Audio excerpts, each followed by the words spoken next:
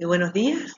Hoy vamos a hablar acerca de la reproducción animal y vamos a tratar primeramente un versículo ubicado en Génesis 1:28. Y los bendijo Dios diciéndoles: sean fecundos y multiplíquense, llenen la tierra y sométanla, dominen sobre los peces del mar, sobre las aves del cielo y sobre todos los reptiles que se arrastran por el suelo. Si ustedes se dan cuenta, hay dos palabras interesantísimas al inicio de este versículo. Sean fecundos y multiplíquense. Fecundos está relacionado con el término fertilización o fecundación. Es uno de los procesos o una de las etapas de la reproducción animal. De hecho, es la segunda etapa. La multiplicación no es más que el desarrollo embrionario. Así que hoy vamos a hablar sobre este tema tan interesante del cual la Biblia nos menciona: reproducción animal.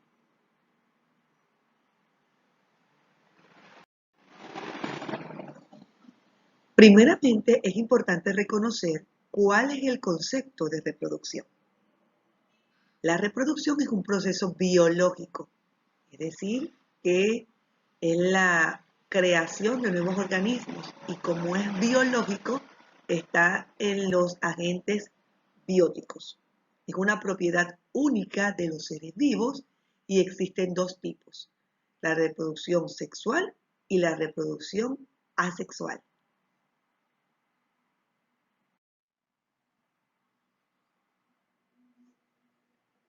La reproducción sexual no es más que la unión de dos gametos.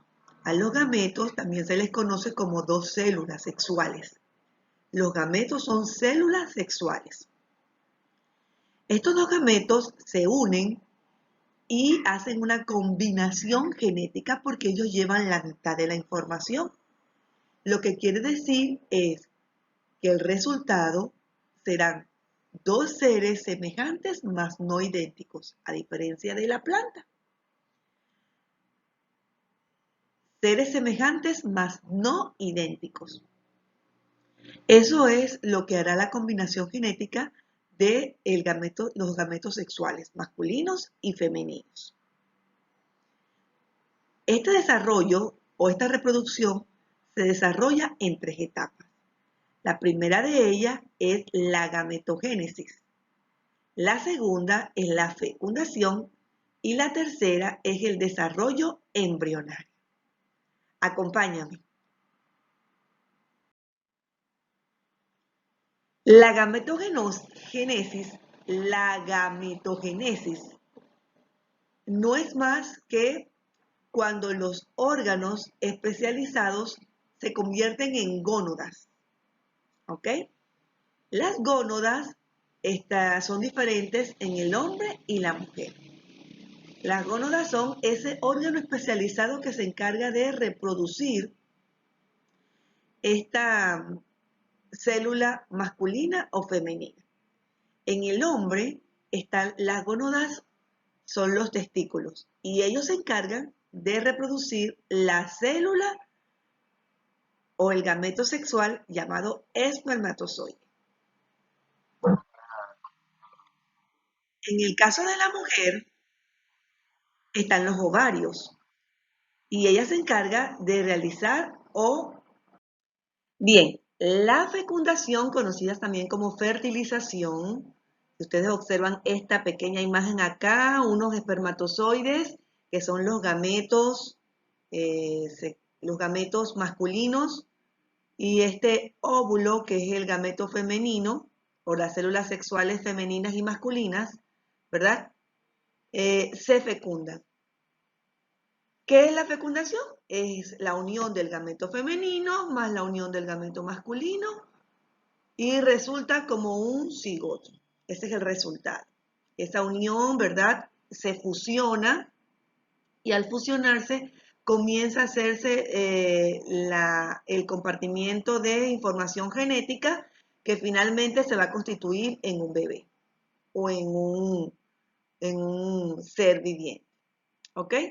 La fecundación tiene dos tipos. Ella puede ser externa, que quiere decir fuera del cuerpo de los progenitores, o puede darse de manera interna, es decir, que los gametos se unen en el interior de la madre. Una fecundación externa la observamos en el caballito de mar, quizás también en las ranas, ¿verdad? Externa. Y una fecundación interna la observamos en la mayoría de los mamíferos. A continuación vamos a observar lo que es el desarrollo embrional. En este caso he colocado al ser humano, ¿verdad? Si ustedes ven aquí cómo varía la forma de este bebé, que no llega todavía a su término, pero el desarrollo embrionario inicia con el cigoto, en el que se quedó en la fecundación, y culmina con un nacimiento, ¿ok? Y también él puede clasificarse dependiendo del lugar donde se desarrolle el embrión. Y entonces tendremos 3 tipos de desarrollo embrionario, o podemos clasificar incluso al ser vivo de acuerdo a su reproducción. Entonces tenemos 3 tipos: ovíparos, vivíparos y ovovivíparos. Ovovivíparos. Este último concepto quizás ustedes no lo hayan escuchado.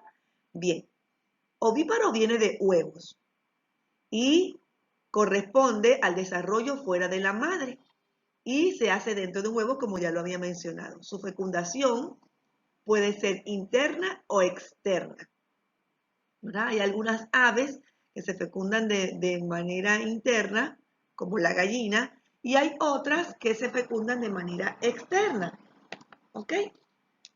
No necesariamente tienen que ser aves, pero sí la mayoría de los peces se fecundan de manera externa, la mayoría. Entonces, ovíparo viene de huevo y el desarrollo está fuera de la madre. Ese embrión no se desarrolla dentro de la mamita, es decir, que su nutrición no depende de la mamá, sino del mismo huevo. El vivíparo tiene una fecundación interna, todos, y se desarrollan en el vientre de la madre. Ella le da 2 cosas: protección y nutrición, porque están unidos a través del cordón umbilical. El ovovivíparo, ¿verdad? Tiene una fecundación interna y su desarrollo o el desarrollo del embrión se realiza dentro de un huevo cuyo espacio está dentro de la madre, pero no depende de nada, de la nutrición. Y eclosiona inmediatamente luego de salir del cuerpo de la mamita. Además de eso, no depende, su nutrición interna no depende de la mamita, sino del huevo también. Y otra cosa que les iba a mencionar es que esa eclosión se realiza inmediatamente luego de salir del cuerpo de la mamá. ¿Ok? Entonces, se tiene este término porque reúne 2 características de los ovíparos y de los vivíparos. Y creo que de esta manera hemos llegado al final.